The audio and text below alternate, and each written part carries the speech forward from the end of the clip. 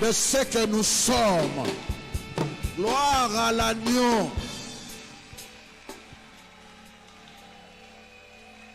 Amen.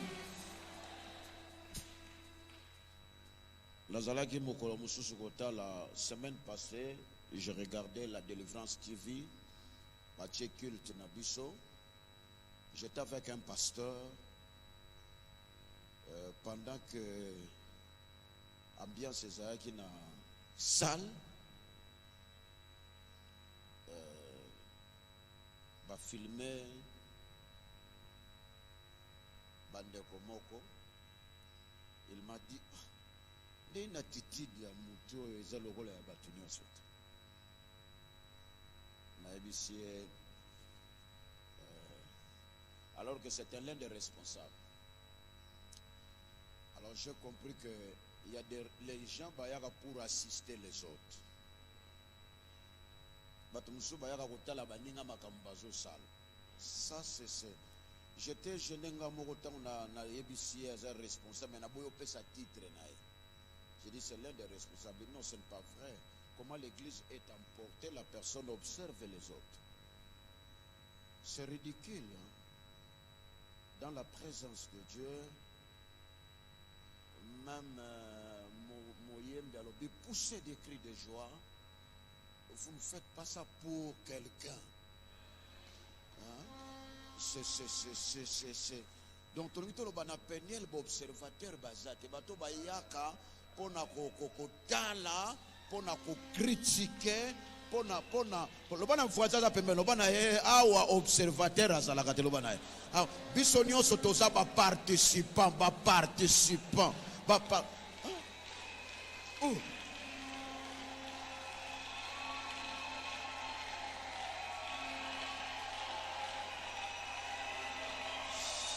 C'est bizarre.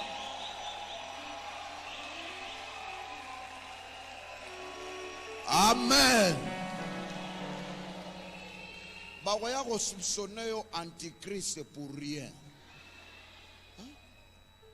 Yo ba réserve na ba fierté une église. Oh non. Hein? Boye ba bien que ba kilt na biso tango to silisi to ke na rapé ko vanda to sa nini total. Nous avons la grâce. Il y a un bon dimanche. Il y a disciple à Jésus. Jésus a battu, a soutenu, a conduit, a même à quelque part. Waneza biso. Il y a un moment où santo akitaki na temple, tout le monde a ça qui a mouvement, les observateurs balobi mais bateau balangwe. Parce que connecté te na bango. Les gens ont dit mais est-ce qu'ils ont quitté? Pendant que c'est l'esprit qui travaille. Et les autres balobi eza molimo te mais ça quitté. Pour nani basala qui remplit te. Il y a une église qui a une réaction à batute. Na okuvanda na pembeni moko na yo. Je peux faire ça tout en oubliant que n'a pas ni pembeni ya nan. Bino bozo kan sa geste moko ya ko crier kaka ya pamba Bartima zo solution. À Salé Lokoté, il a crié. La Bible nous dit bah criwane bimi un dérangement pour les autres. Bato ba mesanate balobi ponu ko tu déranges, tais-toi toi aveugle. Mais verset lobby il a encore augmenté. A matisi voix. Hein? Et directement solution bimi. Donc sokozoya pour observer à observateur éternel et pendant ce temps biso tozo poussana yangwana ba mususu na molimo batika na mus. Oh Dieu est bon. Même si vous avez votre caractère, un comportement, si tu es devant ton Créateur, Yebisa, mon caractère.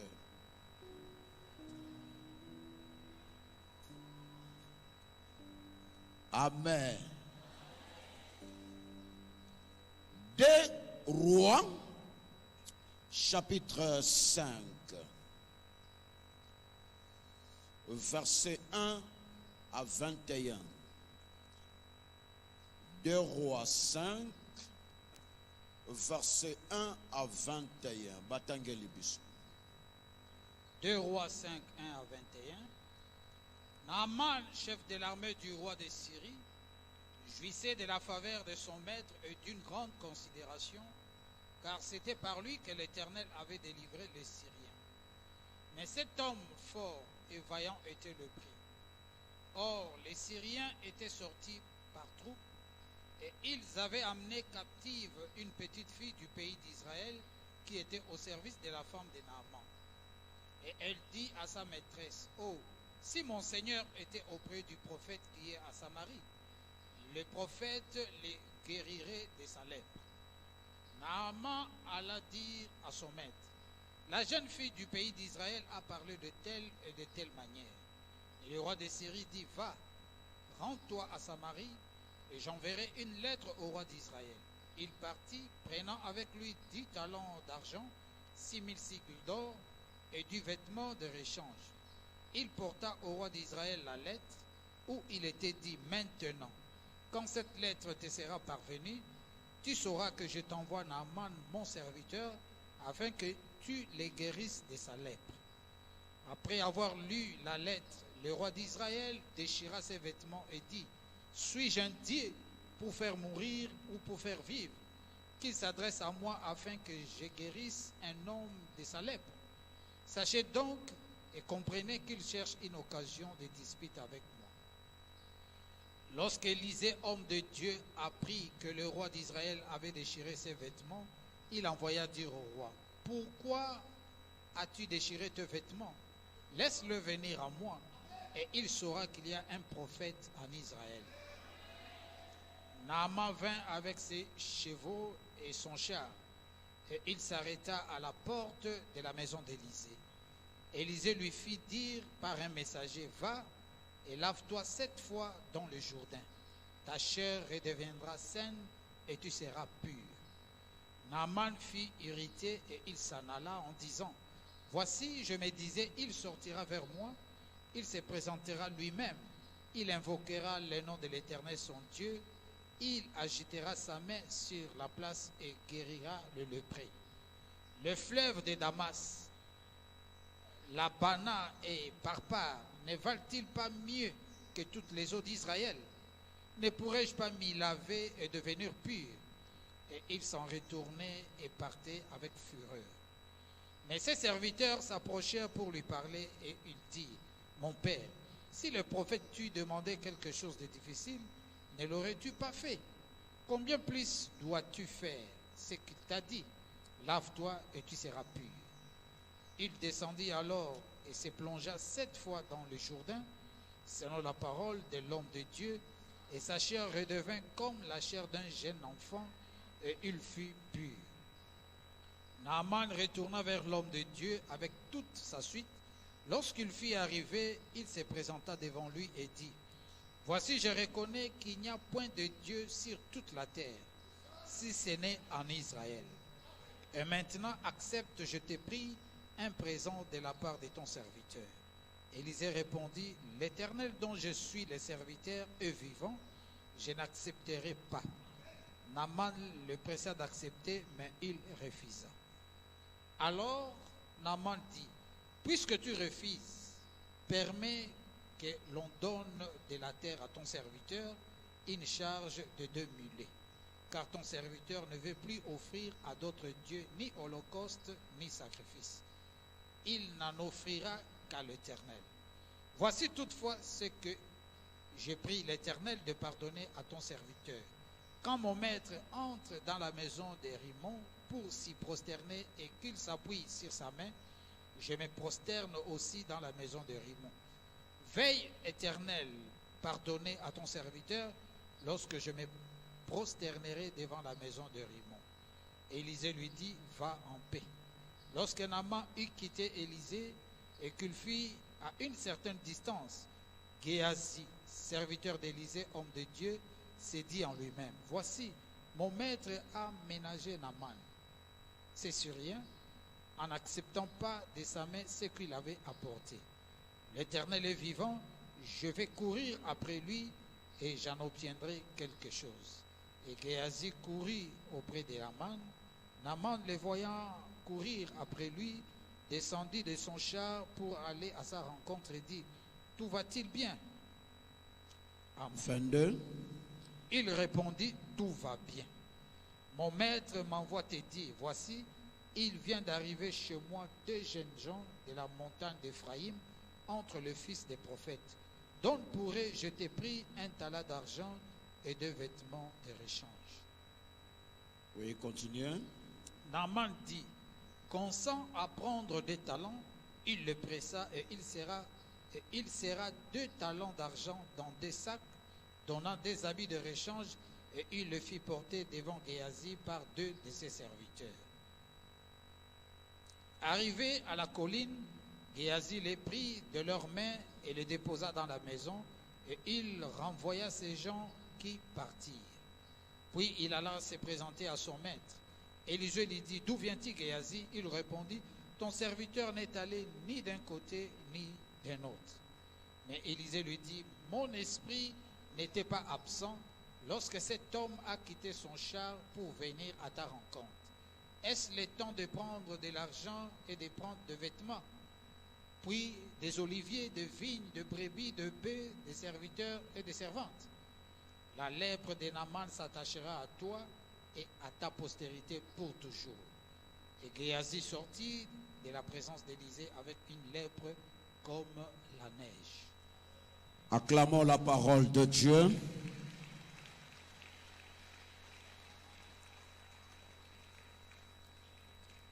Gloire à Dieu, nous pouvons regagner notre place. Nous allons partager un sujet très important. Nous avons terminé un mois de prière, de chauffage. Maintenant, comme une étape, il y a qu'à récolter ce que Dieu a préparé pour nous.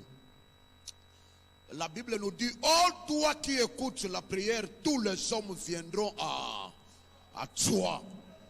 La première chose, verset bandit, toi qui écoutes la prière. Et Dieu écoute. Verset lobby, oyape sabino miso amonakate.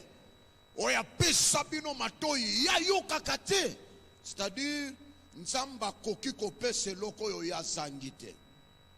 Apesa batu bamona yepe amonaka azo soutenir makoki nzamba zana ngopo na biso ezolakisa ke aza nzambe ya pamba pamba te.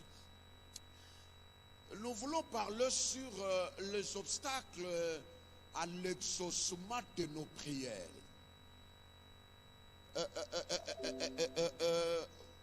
B'empêchement.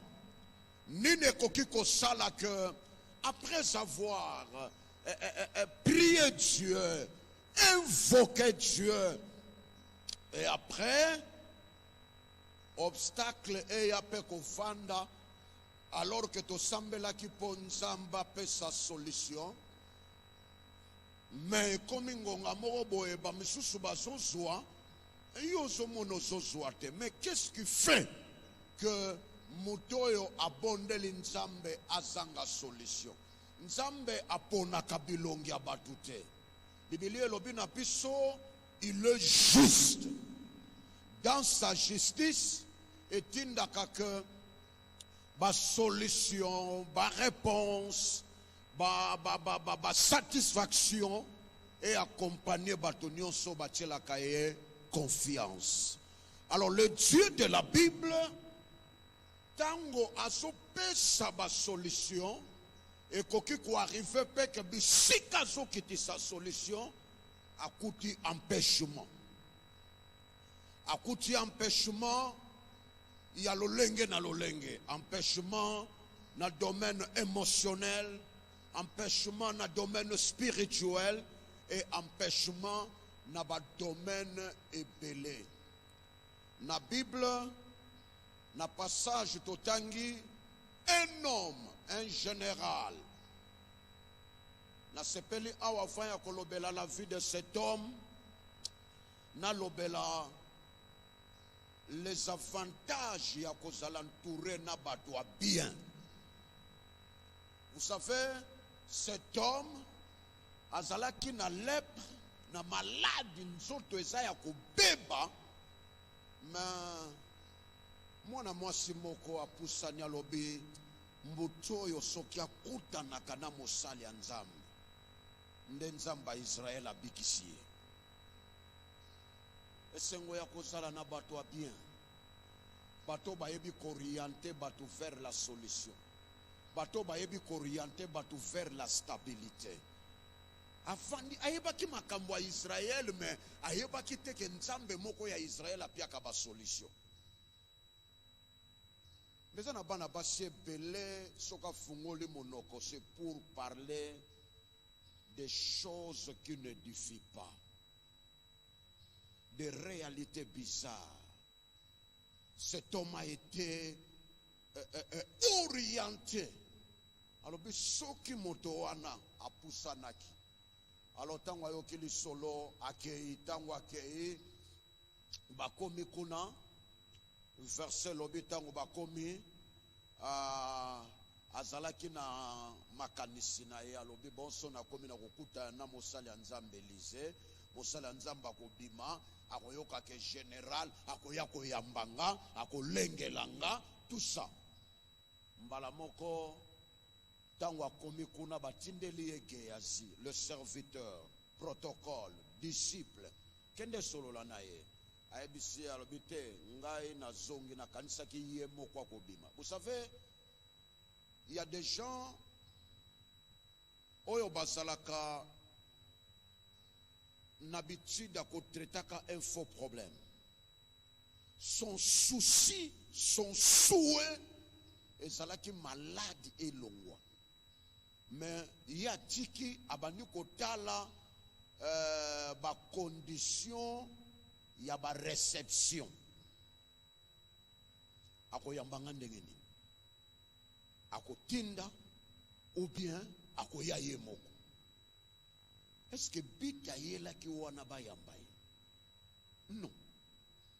Ezana batu mususu likambo yela ki pakangote, mais akomi kolanda ba fitilité. Yemo kwa bimite atindeli yo maloba mema te na na posa maloba wana te nzoka malobo yo batindeli ye, c'est la voie de la solution.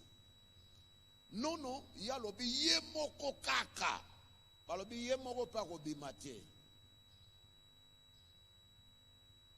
Titango asiliki ake, heureusement, ngana sepelaka na miracle ya Naman kakate, mais na sepelaka na entourage ya Naman.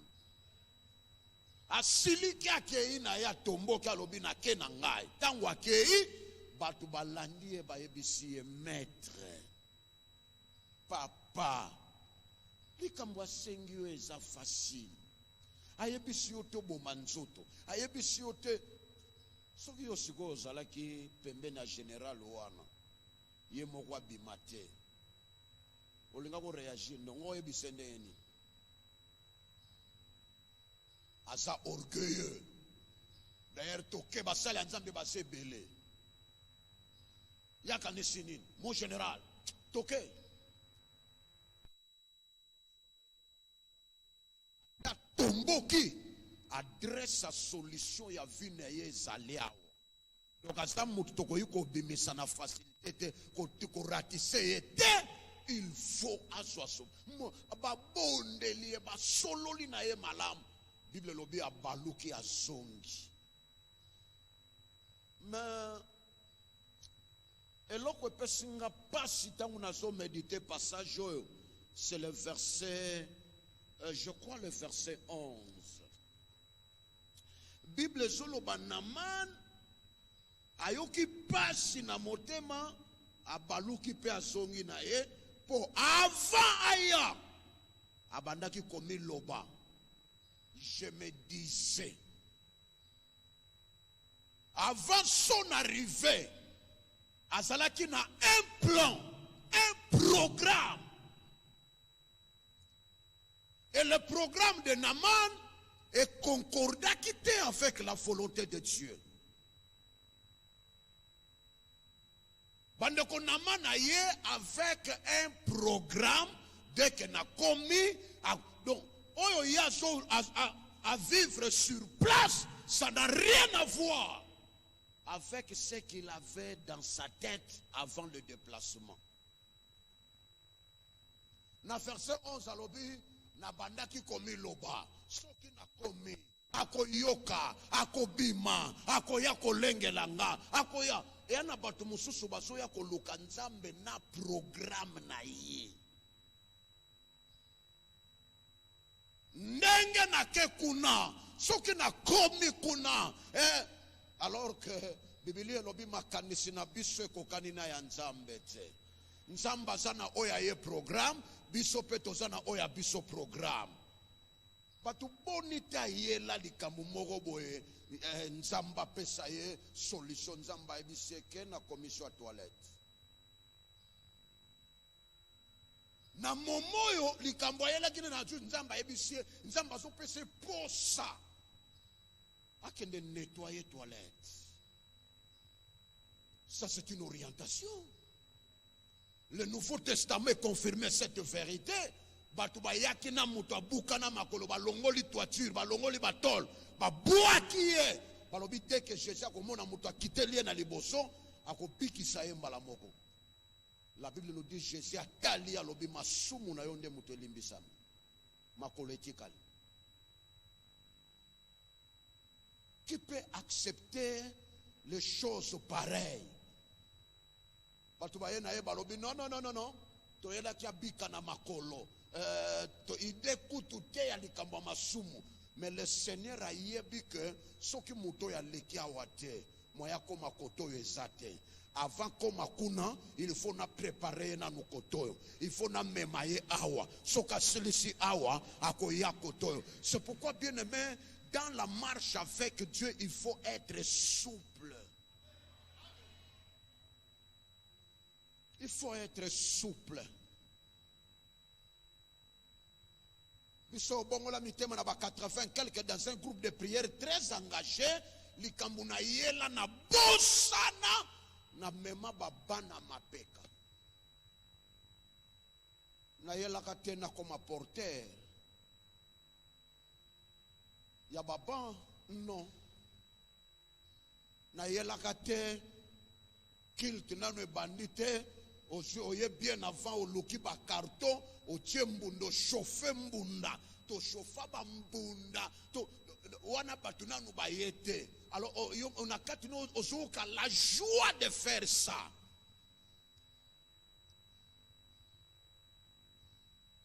Mutabeta mbunda soga eto debrio betu mbunda na louange moko soga simbite osui nzete lero wa soga na louange o sente la kinamte na de lero soga ba sente on peut bimaki namte boso beta nzete na mbunda et tout ça. Alors on pose la question yango na yela yango te, mais dans le programme de Dieu ezaki yango. Et c'est pourquoi Naaman a parlé. Alors, est-ce que na place na uti ba maya minene koleka journée zate? Ba maya bien. Donc Dieu, quand il prépare quelqu'un, a koki koleki sa mutu wana na ba situation na ba circonstances humiliantes. Pona moto wana so kanisa lokola bazo diminuer nzoka nzamba so linga memaye quelque part. Mémorisez bien le verset 11. Je me disais, vous avez quel plan dans votre tête? Vous avez quel programme? Napsom balobi, notre Dieu est au ciel il fait tout ce qu'il fait.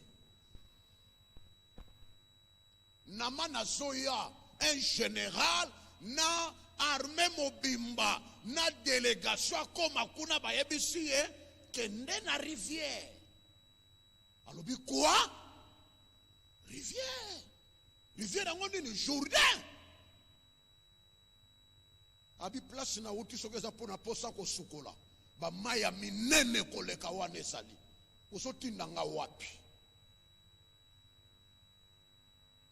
Heureusement, l'homme de Dieu a dit non, non, non, non. Ce qui peut ake kunate.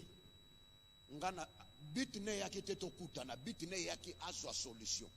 Nzamba lobi solution ngweza kuna. Et apesi na ba chiffre. Combien de fois il faut dinda. Difficulté na biso ezali totanga na Bible ke ba foi ya Nzambe sa ya biso te. Ba foi na biso esa pe ya Nzambe te. Nama na zonga kite po na mai eza moke, nama na zonga ki asiliki azongi po programme na ye. Et kokani na programme lola te. Na zongi na siliki na kenanga. Après tout, ninango esengeli na sala. Après tout, il y a des gens qui sont comme ça. Bayemba kanse momoko kalatan tous na groupe de prière comme un enfant tient la main de son père sans savoir où la route conduit.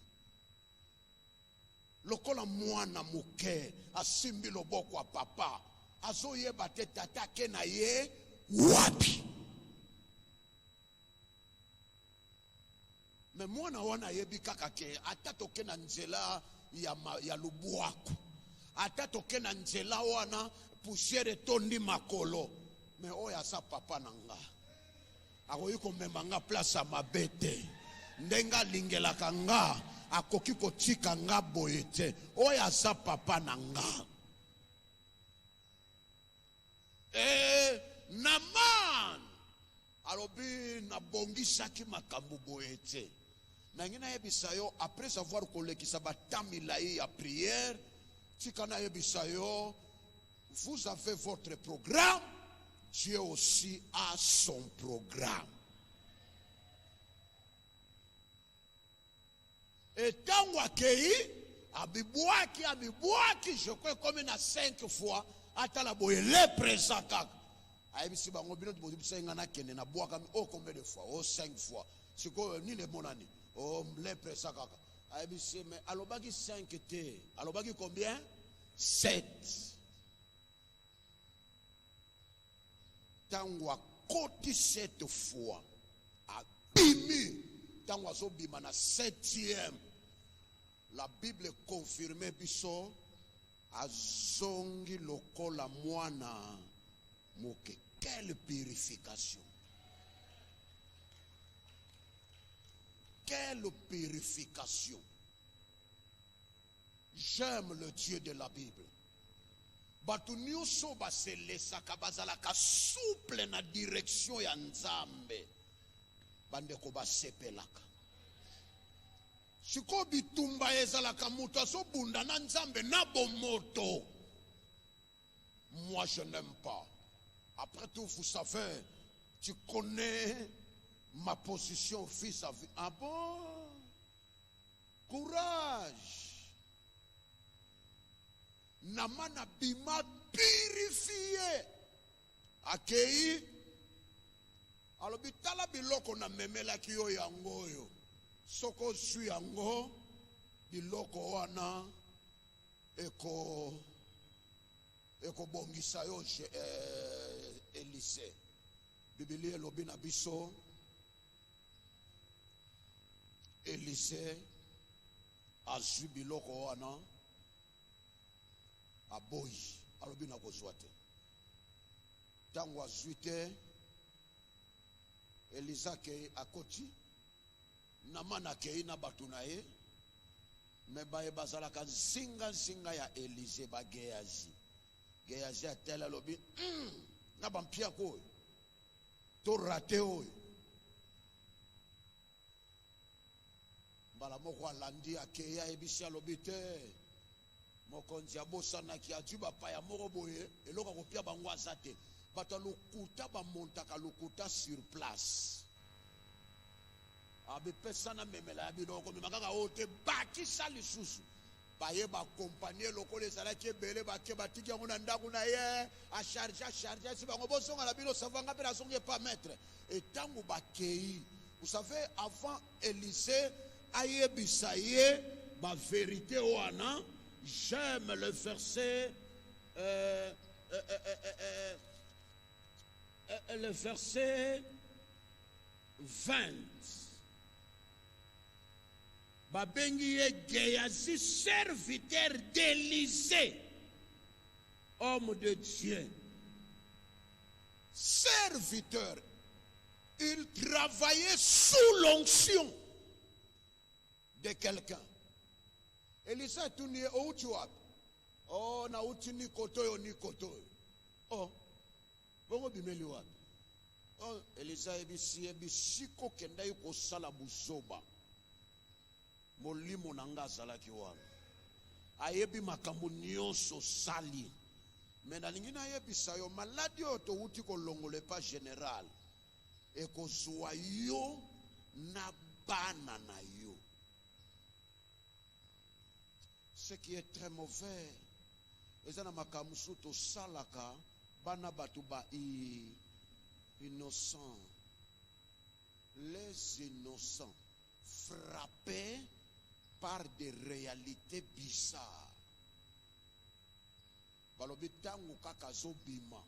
D'ailleurs batanga ka Bible baebi ba descendant ya Géasi.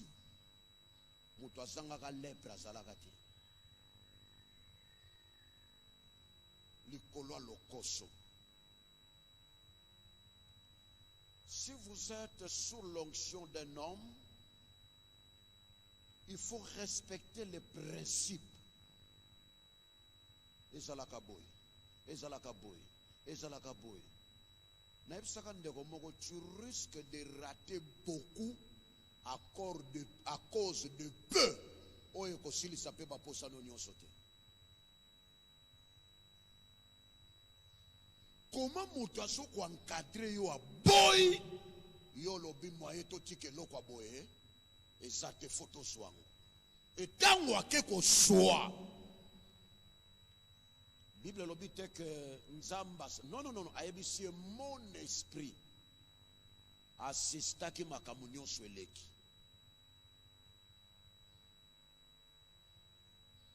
Il y a des gens oyo d'une manière d'une autre nzambe asokipa na bango.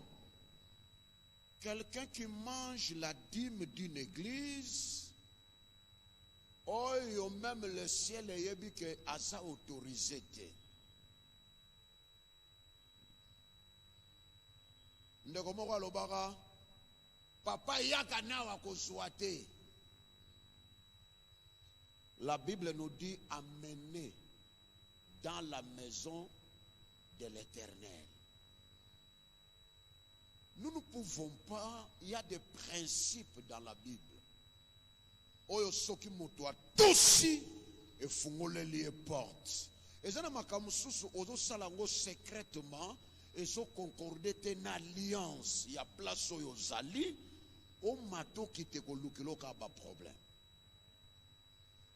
Mukolo nzamba sokipaki na binemi ya bandeko, je dirais même les membres ya famille ya Moïse. Moïse azalaki te. Nzamba lobi lokola bosali boye na kosokipe na bino. Batuna nzamba tuna yekudu Moïse te. Atuna Moïse olingi na sa na ronini nan habite. Nzamba sokipa lobi na kosokipe na bino. Yi azalaki te. Le problème de l'alliance bisonyo soto yaka wa poto zala béni.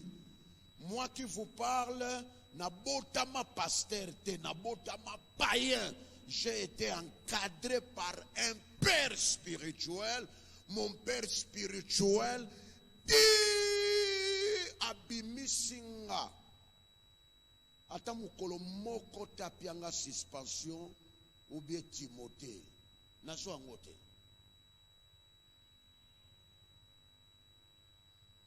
Nayebisa ye tant que naza na sa makolo na yo soko lobi non ekotikala non. Tobongola mitema bato mibale ba camarade mibale nzela moko. Toka ovanda ba parcelle kangama. Il arriva que bandeko mususu bazo ba suspension, il y a des fois où tali de vie chrétienne ezalaka ya mutu ye moko. J'ai fait tout, j'étais nebisamiru nazalaka ne loko de piater li papa na makolo. Mais je me posais la question, qu'est-ce que je peux faire pour provoquer cet homme à prononcer des paroles? C'est ça mon objectif.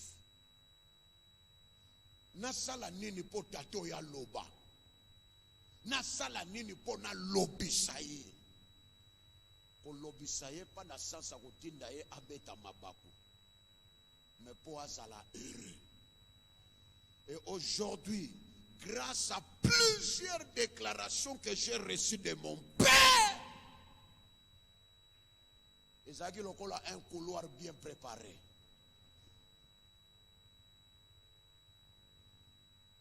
Tant on a vu ça, papa la mission, Nzamba benga na ministère de délivrance na kendebo, abivanda, tout na penzamba confirmé biso. Je fais plus de 2 ans, j'étais là, nien. On ne m'a coûté tout mutu balobela kende sala musala boy. J'ai resté plus de 2 ans. Oyebi soko zana nzambe bien okolinga ko yede nzambe te. Nzamba ko kena musala na ye moko tina suka.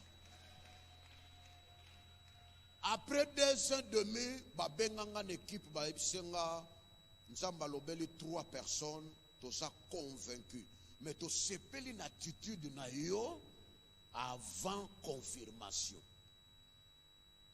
Elle m'a posé la question, vous allez partir avec qui? Naebisi nzamba bengi ngamo. Ngamo. Nana mupikwa batoko memati. Et Dieu, bandeko relation ya papa na mwana ezaka na présenter mais ape na futur. Soko zubilo kwa Geazi ba descendant na yo olukeli bango problème. Mais soko zana attitude ya Élisée, j'aime Élisée. Malheureusement Élisée azalaki un bon serviteur ya Élie, mais il y a kutanaki na ba serviteur malamu te. Ezana ngoma kambo ya kana. Élisée lobi na koti kote soko matite. Il faut na mona ndengo zo mata. Quel enfant spirituel qui est content de l'élévation de son père? Hein? Ah, il faut na mona ndengo zo mata. Ya mwana tango, obi tango afungoli motema na ko mata ya papa batikeli e manto.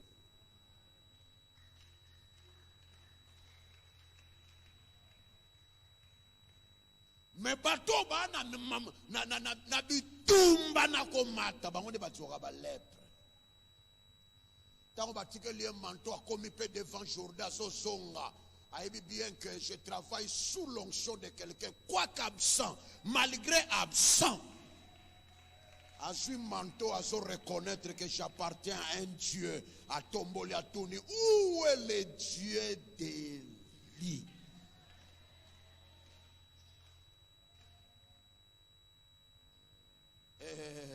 Nzamba saleli makambo ebele. Tozoya wate potosonga na ba lèpre. Tozoya wa potosonga na ba bénédiction. Tozoya wa te potosala les enfants compliqués. Tozoya wa pour faciliter le travail. Tozoya wa te avec un programme bien établi. Soki na ye. D'ailleurs, biso tonto wana yo koya ko na ye baka na mutu na ngata mukolo moko te que je serai un pasteur. J'étais là avec mes problèmes, pam pam pam, bah émissionnon, oh il faut encadrer, parce que o mitiki Seigneur, sala nangandenge olingi. Mais bato boni te nzamba so meme koto alobi kuna na okente. Nzamba yebi se paiement na opema te. Nzamba yebi se salabo kuna na okende te. Pour résister devant les orientations de Dieu, et même à trop de complications. Alors, nous avons partagé quelques obstacles qui peuvent empêcher la réalisation ou l'accomplissement, l'exaucement de nos prières. Selon passage de Pessibino, premier obstacle, et ça, les difficultés de lâcher votre imagination, votre programme et votre plan personnel. Ça, c'est le premier obstacle. La difficulté de lâcher vos imaginations. Bande ko nzamba za yote. Yopo za nzambe te.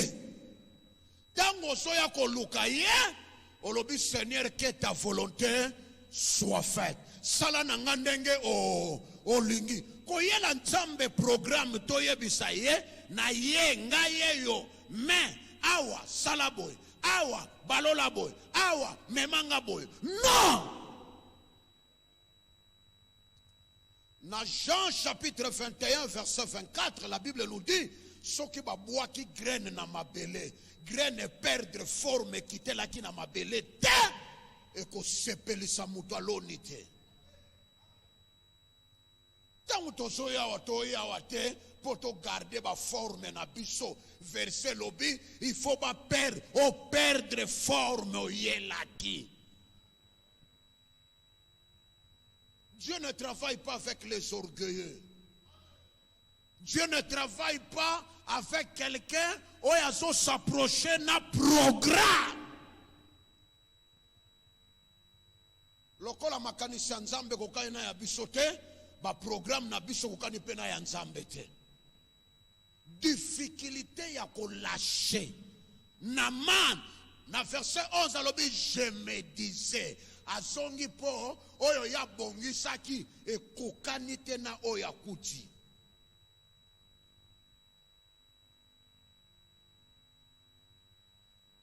Yango ba embara Yahweh Yahweh salam Yahweh salam lolenge na ngate lolenge na yo mena yebi ke lolenge na yo. Et so be manga quelque part na ko regretter difficulté bando kota peniel idéologie ni no salaka nango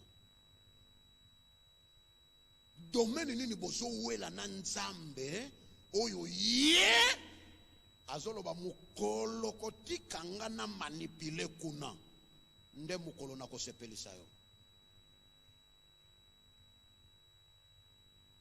Mukolo ko yebisanga na mitiki nde mukolo na kokokisa oyo soluka.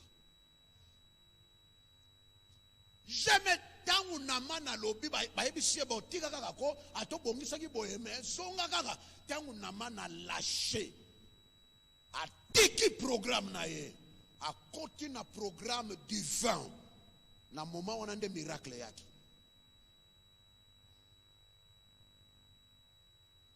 Nous avons insisté, méditer bien le verset 11. Parce que moi, il y a 5 jours, j'ai médité le verset 11 dans ma vie.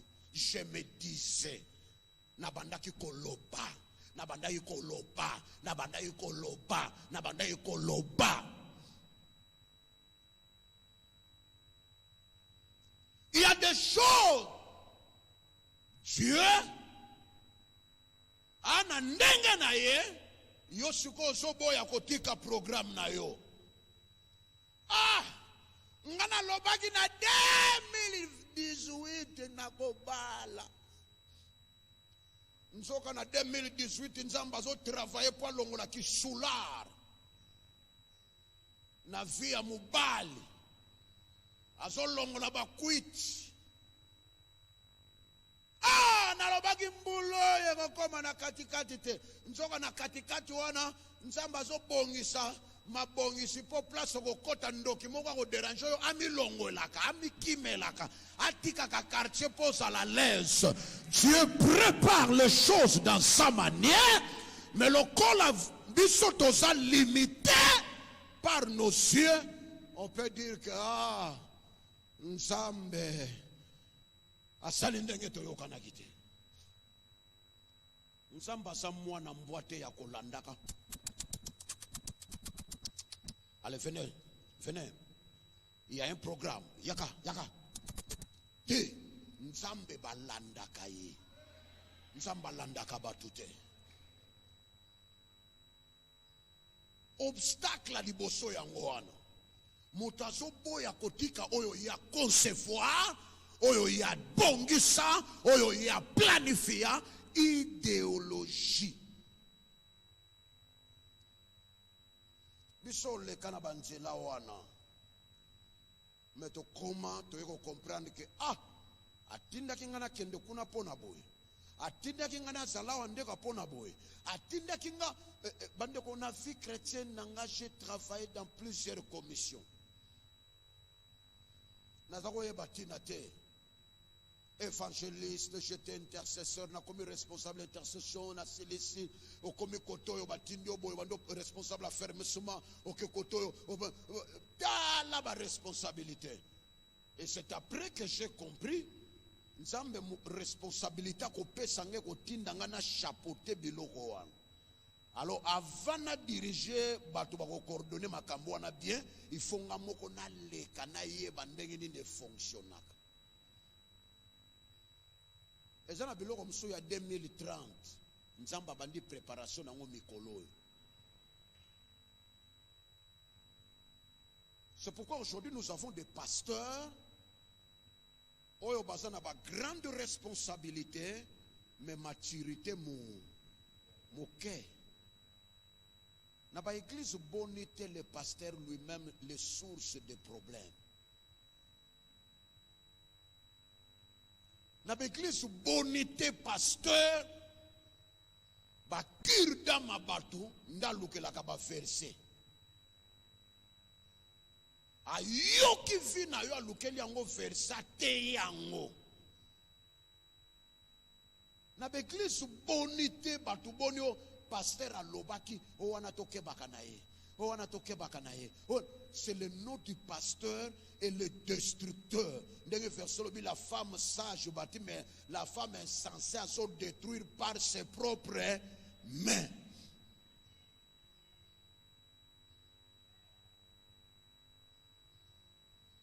Pourquoi? Parce que moment nzamba so préparé à so ebisaye que musala moko zo selayo mutuana lobi non.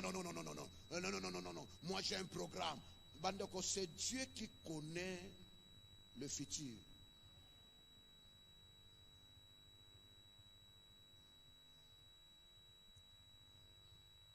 Deuxième chose, oye koki komema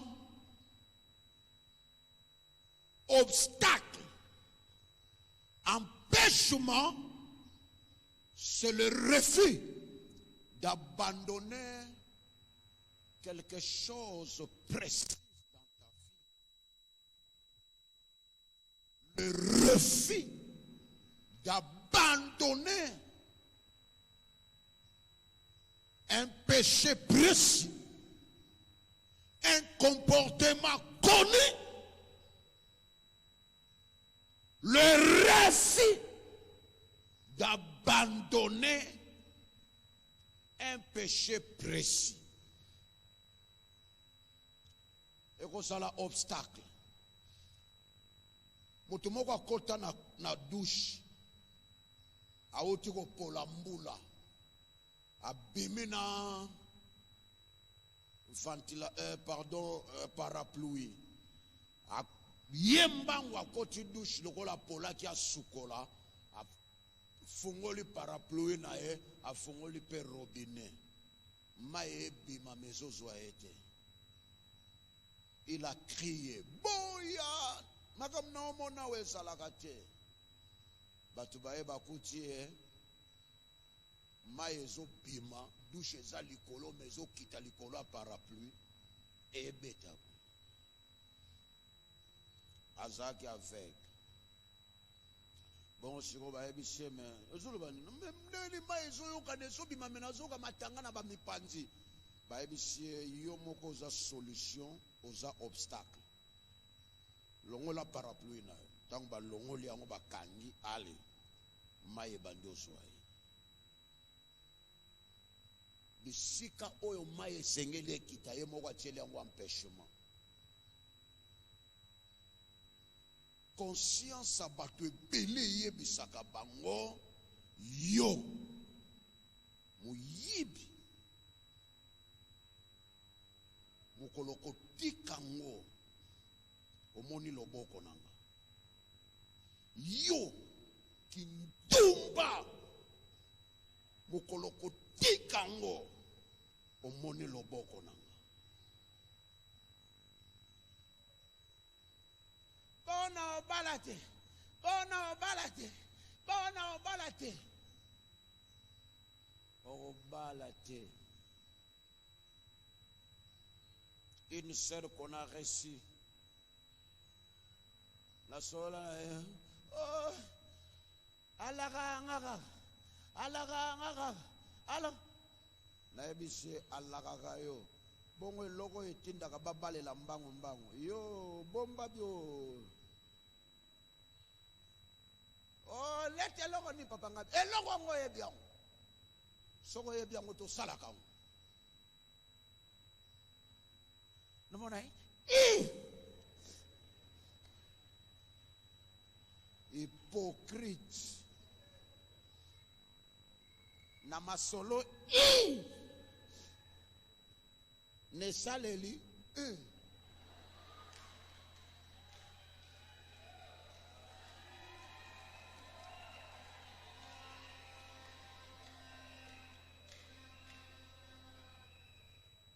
bombelongi amolanga bokilo na ye na ebise okitelongi pourquoi na ebise c'est raison primordiale baobale lote yango comment na ebise ke tuneka oh, il doit réponse à opeso turo otungisage mbala mingi ba obala ngomoni o mariage ambo na bike tune turo réponse à opeso et aux réponse à révélation na binde nga bikende kaka ngana lobi avant yo koma nzambe sa toucher et loko ya bomba ka kolobango elle est partie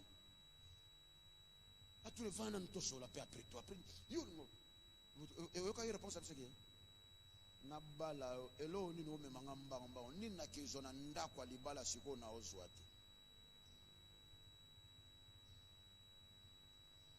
azongaka na biro na kolela yoka réponse nini na oti na ngana kende zwa na ndako alibala siko na zwaka te c'est-à-dire na oyo kute kwa yuko tinda baba lelo noki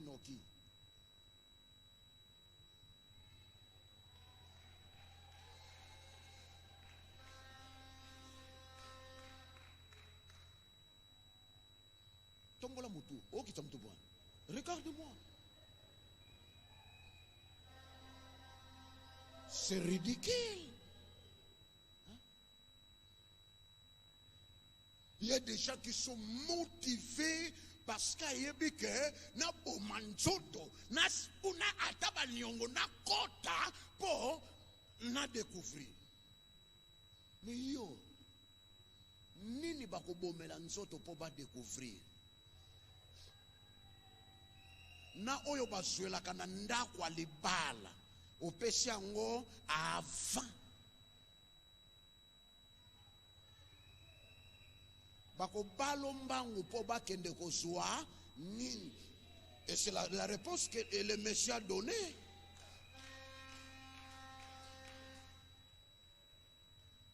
Nini otsanga presena kende zona ndako alibala siko na zwakate. Comment tu un fiancé ou proposé ou c'est par rapport sexuel que le gars va marier? Ataki ndumba ngoya yo ya kotungula.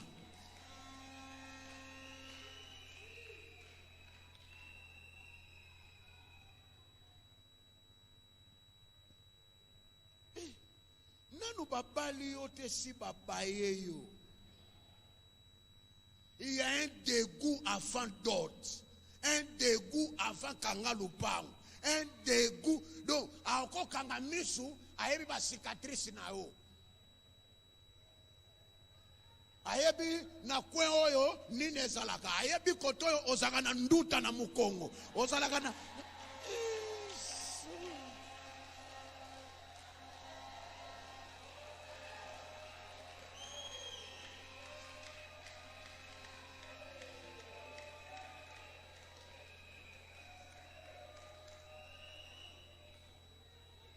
C'est bizarre.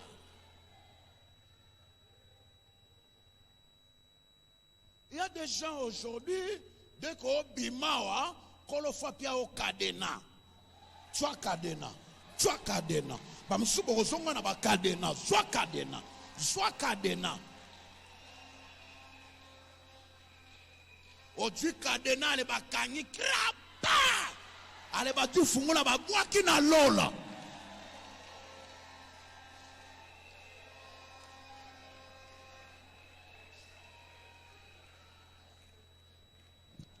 Yem sa voisin za bokilota za papa, lobana za papa. Lobana za papa, ah papa. Ah bokilote, ah papa.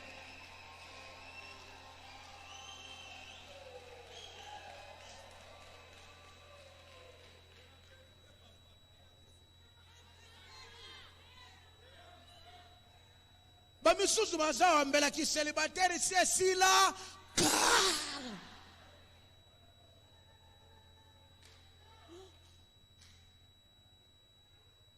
Yawa mona batu musuba salia tikio akeko bala mutoyo aso komplika ebisenga sans dot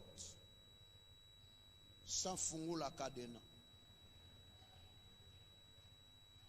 soko ana onorenga te cadena pe ko fungwama te. Et vous trouverez quelqu'un qui est avec toi pendant 5 ans, 2 ans, à Tikio, à Keko Balamutu Basali nae 3 mois. Pourquoi? Parce que à Koutikuna, des principes. Après, il y a un balade.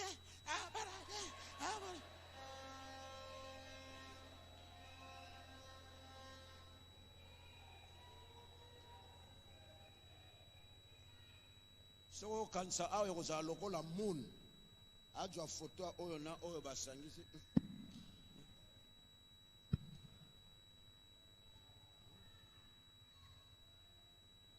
yo mutu na no kotinda kwa libala te bakoma ko bengo asala kala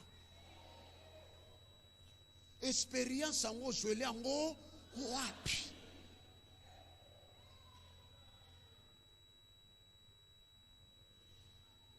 C'est pourquoi il y a des gens comme ça, Moubali a balio, a tellement la forme, a numéro salae.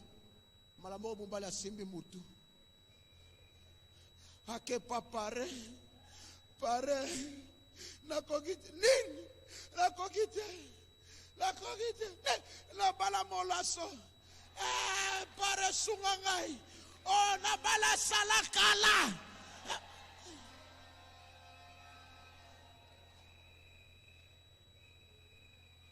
Paratunie nini alobiba numero na moni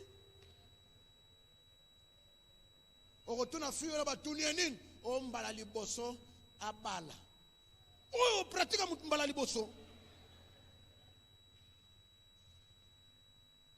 C'est ridicule. Alors presque comme la bande koloba, bato bankadra yo. Il commence à dire mal encadré, mal appris, mal éduqué. Tu étais libre chez vous. Nous sommes parents innocents. Ba fille bonne ba parents ba serra mais fille azo kende abimaka na fenêtre. Soka kei akangi leki lokolo na singa abwaki singa na fenêtre. Soka zongi 2 heures du matin a bendi singa leki alala kaka.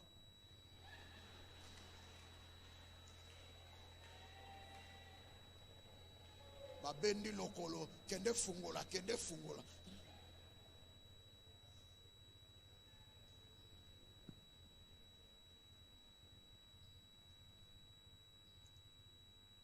C'est ridicule. Le bon avoir c'est facilité nzela nzamba sala. Le bon a facilité nzela. Facilité nzela nzamba sala. Facilité nzambe a salelo quelque chose.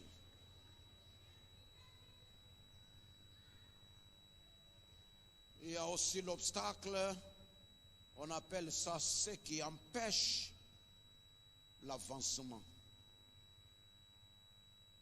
Ce qui empêche l'avancement, c'est aussi l'obstacle devant Dieu. Ce qui empêche votre avancement, mais bona kende ni nezo pekisa, bona progresser et loko ni nezo tia manœuvre.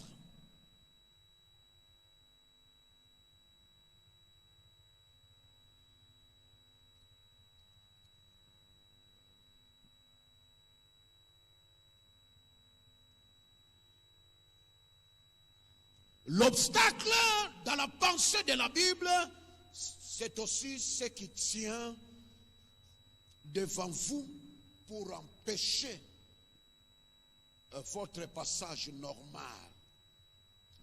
Oye tia makali boso na yo pona ko faciliter yote au fonctionner normalement.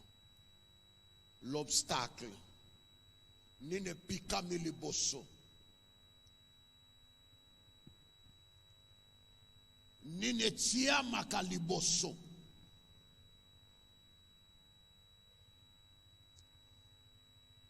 Et quand vous avez l'habitude, il y a qu'on remarquer que devant moi, il y a une montagne, il y a un Goliath, il y a une opposition.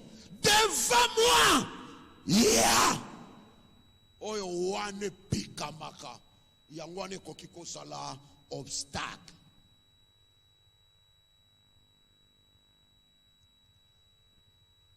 L'obstacle, c'est aussi l'attitude intérieure que vous avez par rapport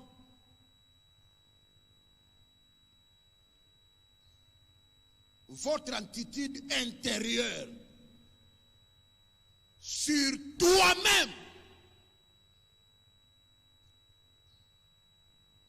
L'attitude intérieure que vous avez envers vous-même et qu'on ça l'obstacle.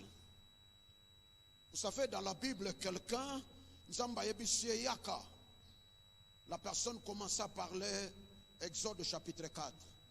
Alors, ce n'est pas moi. Ngana okokate. Obstacle ming na lobi ya libanda, mais obstacle musu ezali oyeso bi manakati na yo moko. Makambo boye sala mapona bango. Pas moi.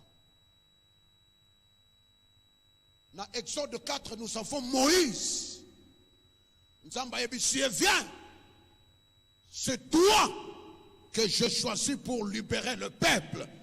Moïse a dit, Seigneur, ngate, abimisi obstacle na yemoko, alobi, je bégaye, na lobaka mabe, zoa muta lobaka bien. Et ça n'a pas tout le disqualifié et non par Dieu, et non par le diable, mais par Amen. Nzamba ebise na posa muto alobaka bien te. Na posa muto na pona avant makambo esalam. Alobi te ngana lobaka non. Ngana kokoka te alobi yo muto kokoka. Tikaka komi kakola. Tikaka komi longola. Nzamba sa soba te apona yo lokola likonzi ya famille. Nzamba sa soba te abenga yo sala muto liboso ya koluka ye. Nzamba sa soba te alobake na nzela na yo na kokangola libota mobimba. Et pendant ce temps, quand on parle d'obstacle intérieur, l'empêchement qui sort en toi, et ça pression libandate, et ça on peut appeler ça complexe d'infériorité que vous avez par rapport à Makamunzamba Zobongisi. Je dis à Lobaki, je suis le plus petit dans la maison de mon père. L'âge, alors que Nzamba Zagi n'a pas ça âge. Le plus petit. Et quand on parle l'attitude intérieure, on est même un obstacle. Attitude intérieure et développaka un. Au babengina français, tes limites. L'attitude intérieure et l'accent que tu es limité. Tu ne peux pas. Oko kokate, oko sale lokote, oko attitude intérieure. Yangwa na sepelaka na Moïse. Ya na banga ebisie orgueilleux. Yo, na yabi lolendo na yo. Oko sale lokote, na yabi mutema mabe na yo. Moïse na kati na ye, et pardon, David na kati na ye, il y a la motivation intérieure. Azaki devant deux réalités. Il y a la pression extérieure de son grand frère et du roi. D'ailleurs, devant le roi, a minimisé, alobi, au kokana, et wana sa guerrier, yosa un enfant. A minimisé. Il y a un alobi, tu es un orgueilleux. Et un abatumusu va faire sa qualification à cause de la foi na yo. Batu bonite bakuta na bandima penel bon passer na mnoza ka teti. Oh, to sona no wapi. J'ai appris c'est pas batu belé passer na mnonde to landela ke na te fa ka teti. Teti na nini? To wela no nini? Et ça ka teti te. Et ça ka ba déclaration victorieuse. Et ça ma position avec Dieu. Verset l'objet, je sais à qui j'écris. Et allez comme et ça na yebina ni nazo salela et puis na yebindenge ni nasali boso na ye et puis na yebindenge ni naswela kanga. Alors sona yema banga mwana sona et okokana tena o yoso sela. Il y a des gens, attitude intérieure, et ça déjà empêchement. Amitié déjà dans la liste de Bakamwamike. Roi Dali David a lobi osa mwana muke. Okokana tata wanate. Il y a un David a Dali David a lobi oso kende kuno lingo sa ni osa orgueilleux. Osa rape mutema mabe. Alors que banda balobela via David timu ko le événement on a place mo balobela mutema mabe na eti bato muso ba kopeso ba qualification za kana ngote mais ne soyez pas découragés. Objectif na bango eza ba dérailler yo otika bisika nzamba zo mema yo okende na ba foi mususu ba ko dérailler yo mais yebisa bango ba méthode boko salela eza nul et sans effet. A comme il bosso roi yokaki sangalobi mutakotele misako akubona Goliath amonani mutona za boyilanga ye parce que muto yo asumoni libiso mingi ba yena muto batala ka boye roi talika abaloki ay bomo sakana nga ba boka lobi boko tseka batali nsoto mike mukuse azana yeka bongo bongo mwana moko boye tout ça roi talika lobi mais petit bambinga balokola yo ba pusani te hein nina ngozo sala yo mutongo yo yebi otali tai na ye David a ebisi combien de misenga te kolanda parents te nde naza na lalisa ba ours roi lobi nini ba ours na boma bango d'ailleurs ba lion kutu soka kangi nyama na yaka na kangi lion na botoli ye nyama na bomi ye hein roi ayoki expérience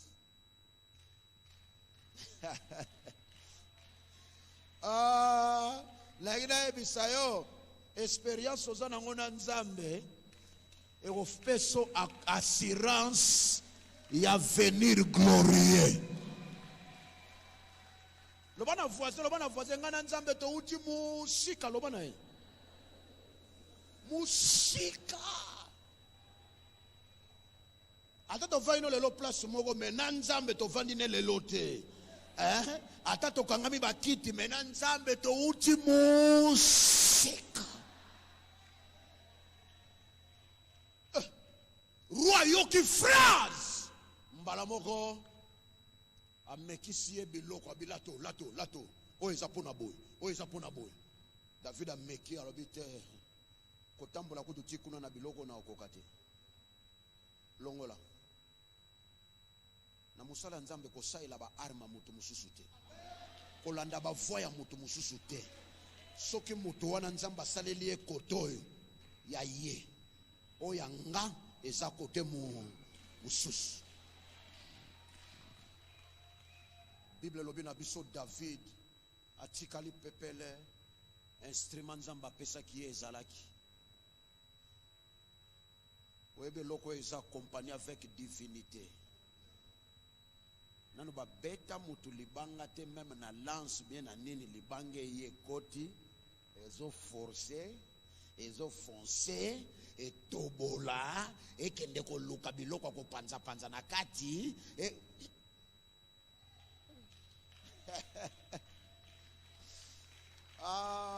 vous êtes naturel, mais tu es accompagné avec le surnaturel.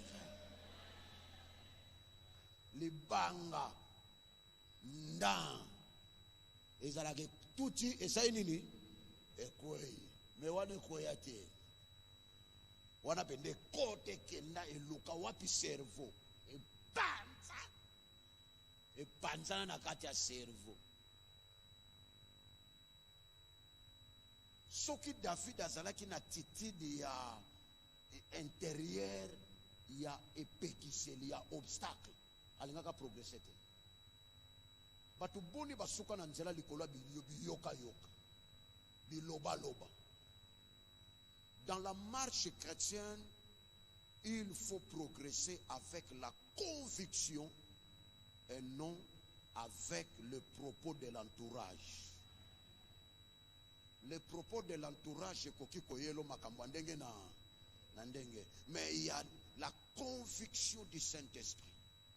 Et bandoye bisayo wana ya yotetika oyo ya yotika oyo ya mutu musubo fai na ya pesho conseil ya mabeti tango akei molimo ya bisio azalaka na nzambe te nettoyer nyonso ya yebisio obwaki otikali avec le Saint-Esprit.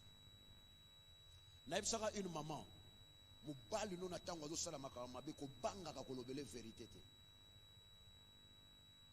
ameki mbazi na tika makelele mobali azo boya je dis maman ko tika te ngana yebisio lobaka ata mobali azo boya mwasi azo loba mobali azo mwasi azalaka touché un jour elle a prononcé des phrases le mari asalika kaninga salaka bisalela kei na kanda kei atikiye akena bureau avandi le Saint-Esprit a récupéré des phrases asoka vozo ebisaye yona ye nani azama yele Yazomona déjà danger za liboso.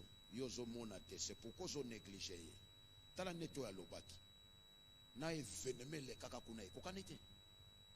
Ta azwa ku akata musala zonga.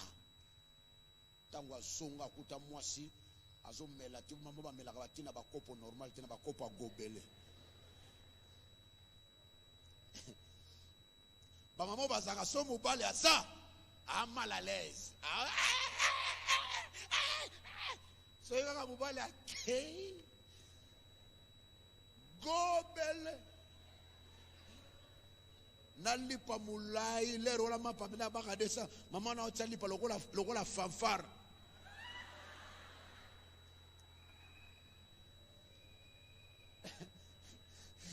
Ela kitike batikelinga ndakwa kimya tika ba mona balia kateme ba charge tika na charge muta mutungisa kei mobali azonga kuta mwasi tala amela tine kolo.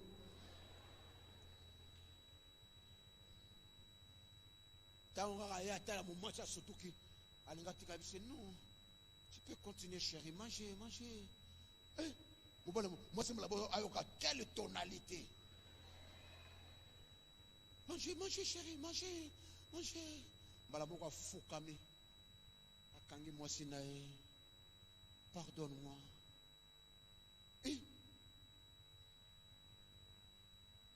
Moi je suis quoi Dali lipa fanfare. Adali lolango zongi. Abisi ezela to sola simazana sisana komela. Zana sisa kolia.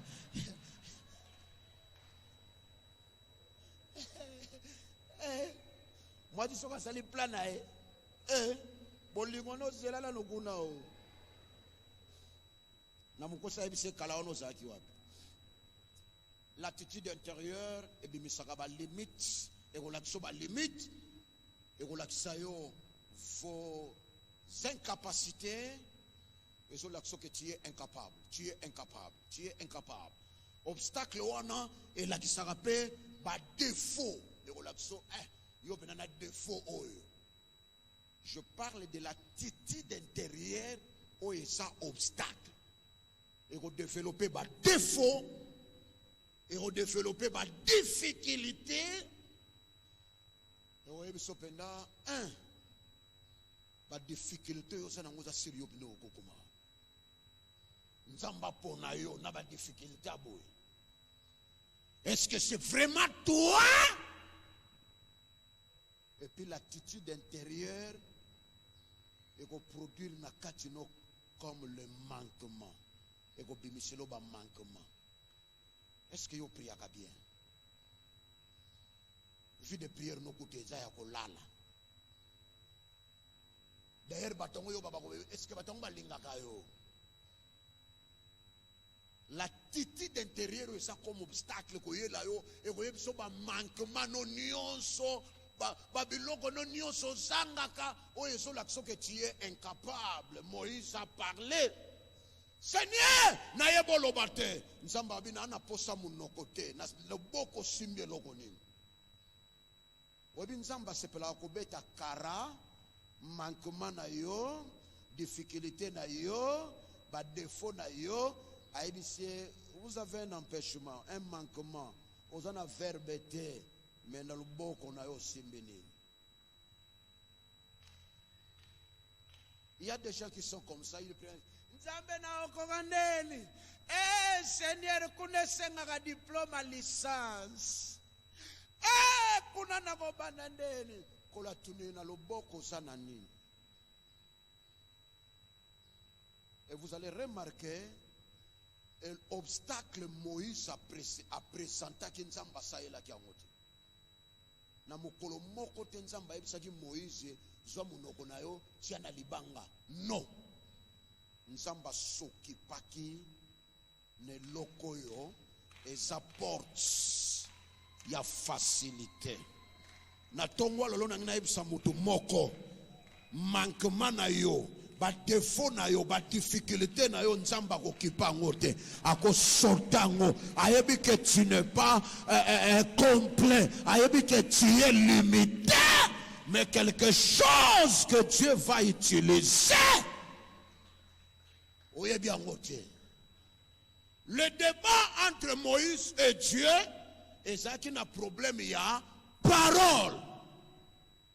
Moïse a solo bela awa, Nzamba solo bela awa.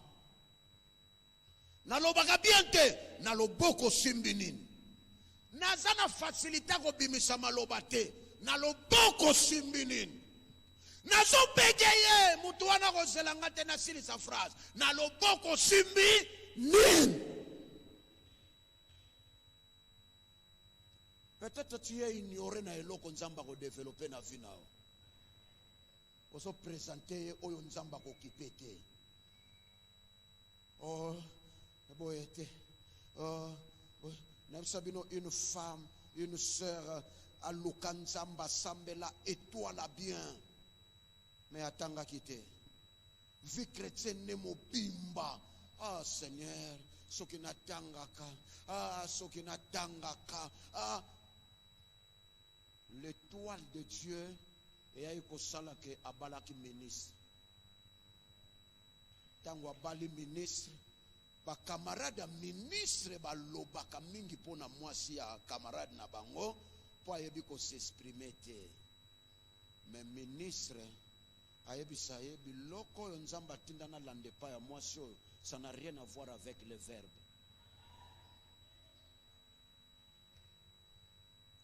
Ayebi eloko te kaba français ya mikuse. Toi te viens te. Donc fois bakisangona nini ya lingala. Baye batuni ye mukomsu mubale ate batuni to Mariela. Oui to Mariela.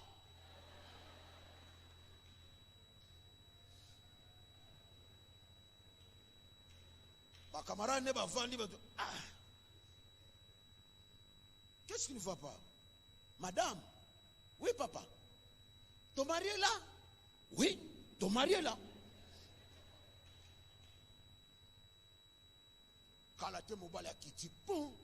Oh, bonjour. Depuis quand vous êtes là? Ah, depuis. Mais on ne comprend pas, mais c'est. Oh, sortez-moi sur nos vies. Avec une belle femme. Regarde comment elle est. Elle dit, mais ton mari, tu dis ton mari est là, ton mari. Il est pas que ton mari est là. Ah oui, ça c'est une langue étrangère. Bosolo li na langue abotama na ngo bosolo li bien te. Mobali atika na bi na boya mwasi na ngali kola langue. Ton mari est là, ton mari est là.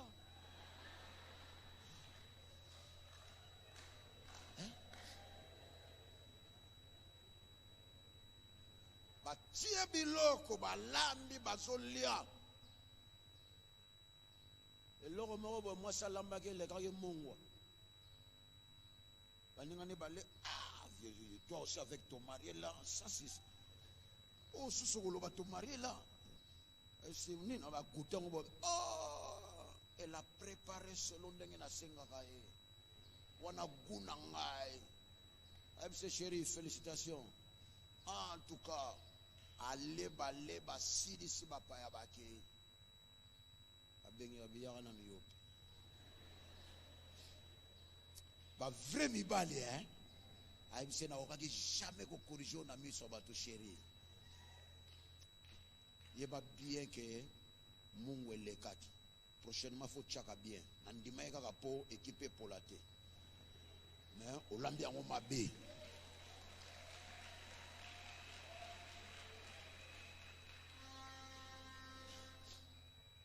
Soyez zalaki yo mbela biloko ne longi. Allez.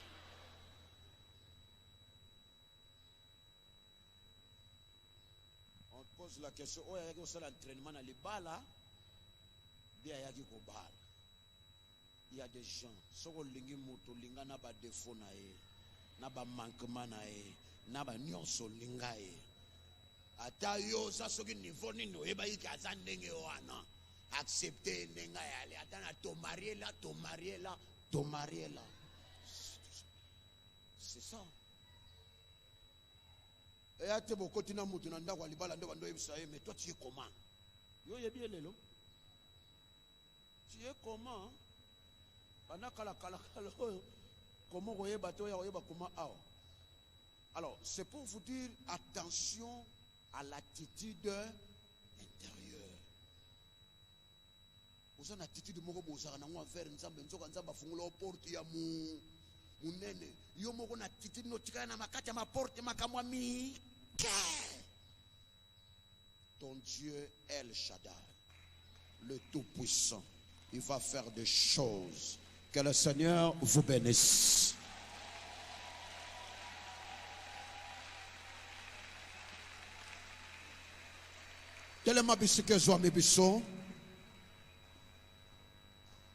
On va faire la prière.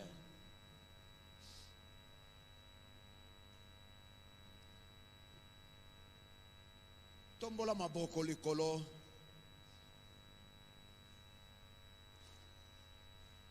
Quel obstacle qui est devant toi? Nous avons parlé plusieurs sortes d'obstacles. Oh, et ça, les bosonayo. Dieu te connaît. Obstacle, on est à la parapluie, et so pekisa maye soyo. Tikala, une minute à silence, s'il vous plaît.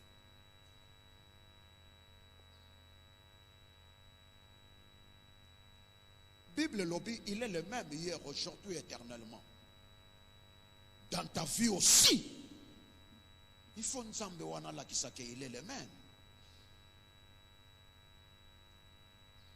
Nine sope kisa libanda na yo to kati na yo. Parapluie ngwe vandi wapi na kati to na libanda.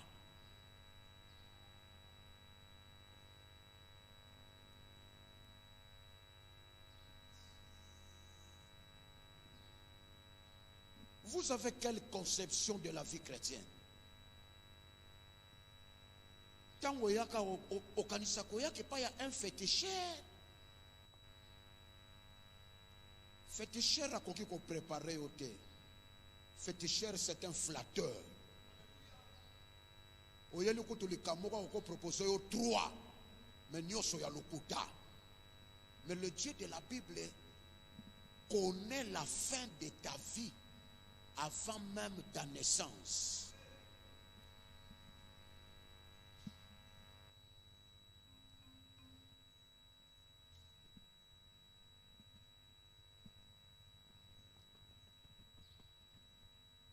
Tombola maboko likolo yebisaye mokonzi, pardonne-moi.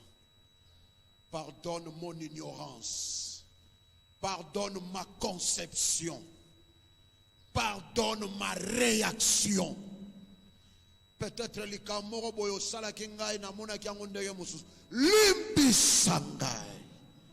Réaction, action, attitude. Oh Seigneur, conception. Ngana sayote na bomoto na ngana sumuka kilimbisanga mokonzi. Pardonne ngai. Sukolanga na makila na yo petolangai. Nzambe yokelangai mawa. Prions le Seigneur. Alléluia. Oh Dieu, oh Dieu de compassion, oh Dieu d'attitude, oh Dieu qui fait des choses, oh Dieu. Na vioyo samba bikamo yo mawa na batitude nanga oyo soso parte intérieurement oyo soso parte na raisonnement nanga oyo soso parte na bajugement nanga sopa mawa sopa mawa oh Dieu sopa mawa naza sembo pitié sopa mawa sopa mawa nasukutaki yoka bio mawa pensée na nga yoka bio mawa oyo nasalaka na baconception na ebokozoso pase epai na yo na kati ya oyo bisa ignorance na kati na nga yokela ngai nabimisaka badefo yokela ngai nabitalaka vi na nga na bele nabipakisaka nga bongo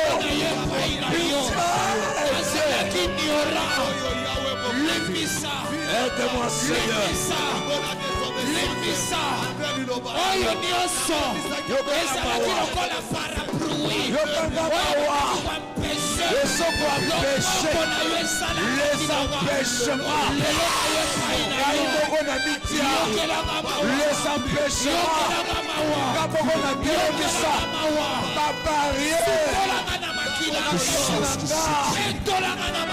bapositionnement na nga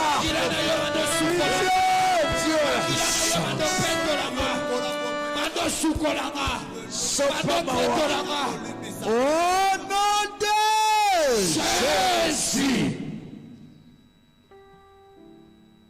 Tu peux renoncer de votre conception.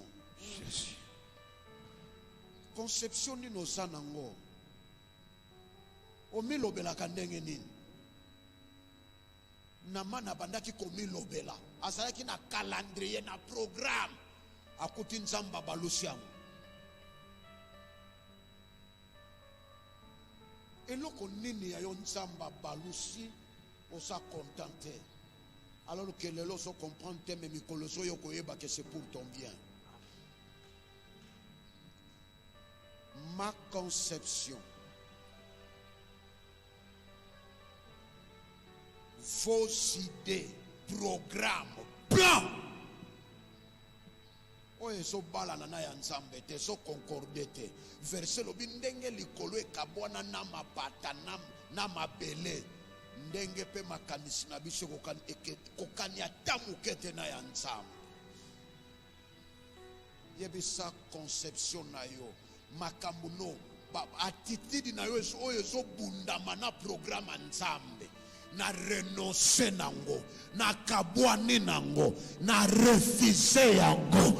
Prions le Seigneur, alléluia. Na refuser so renoncer makanisi oyo conception na nga ekokani te yo ezokokana te na baplan ya nzambe so renoncer lelo nazokabwana na soto yo yo conception lelo nazokabwana oyo nzambe asengi te lelo nazorenoncer oyo nzambe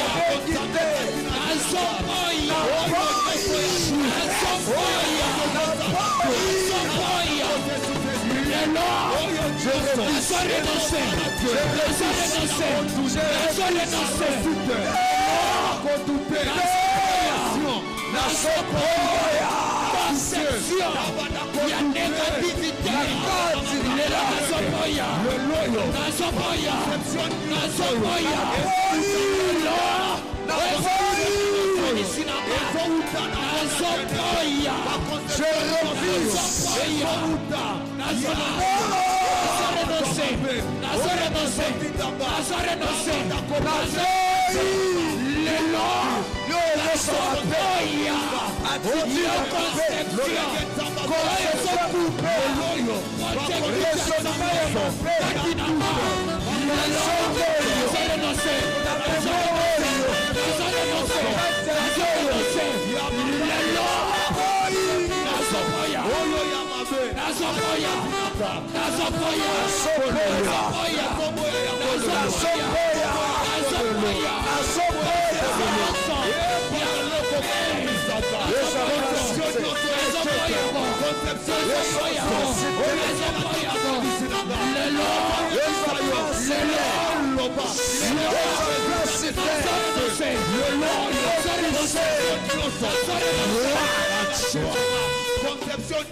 Au nom de Jésus. Tu peux dire quelques phrases à l'homme intérieur de ta vie.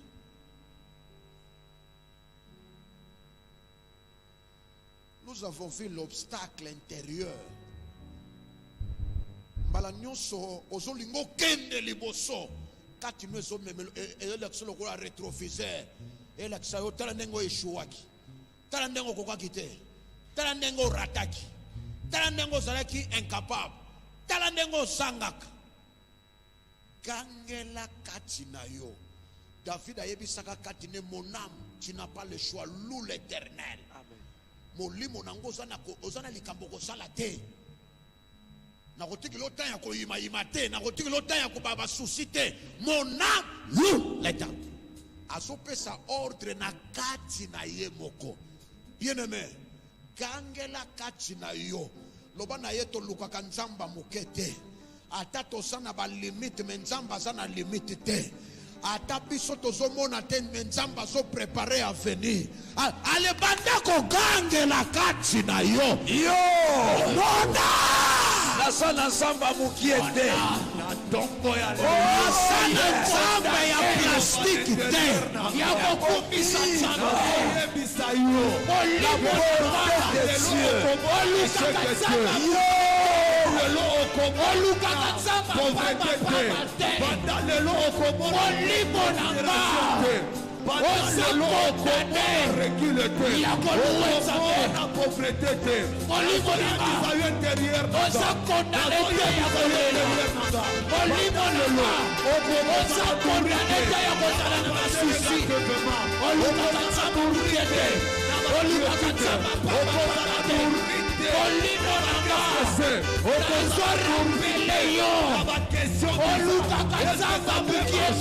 Qu'est-ce que c'est je me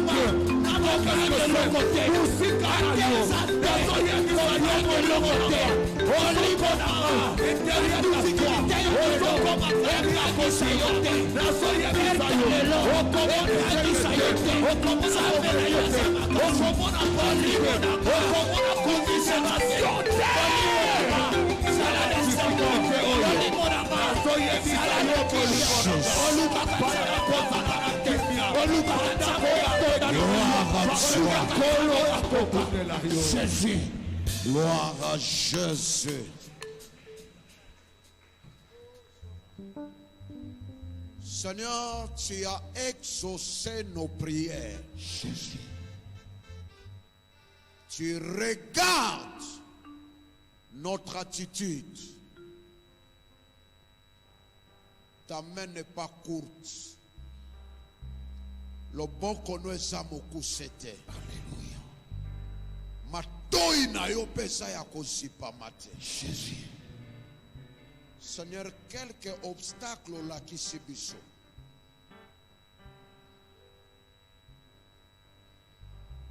Oye bibiso malam.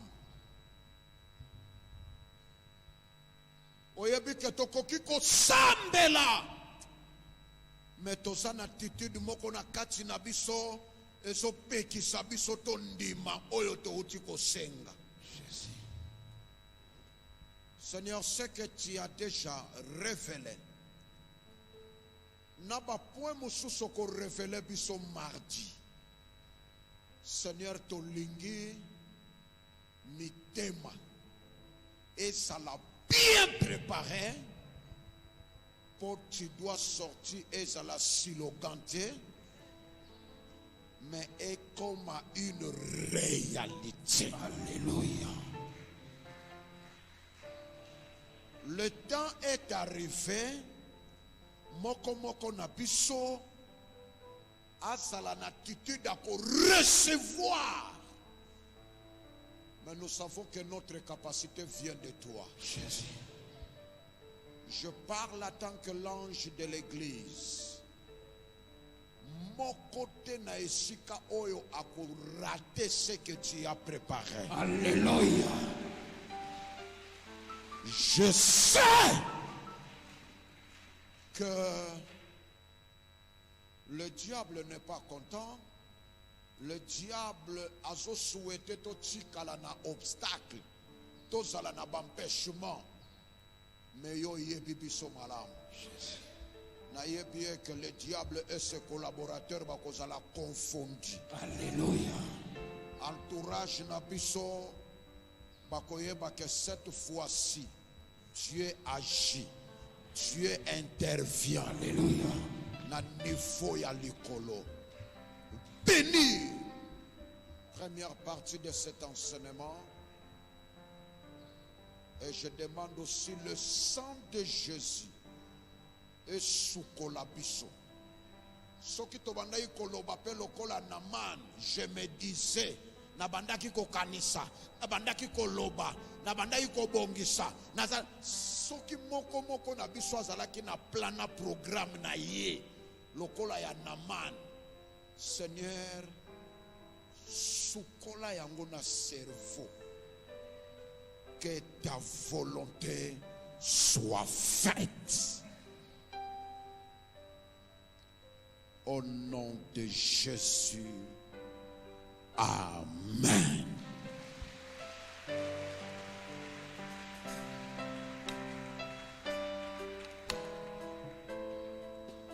Tobeteli Yesu Mesia maboko makasi. Beta maboko pona Yesu.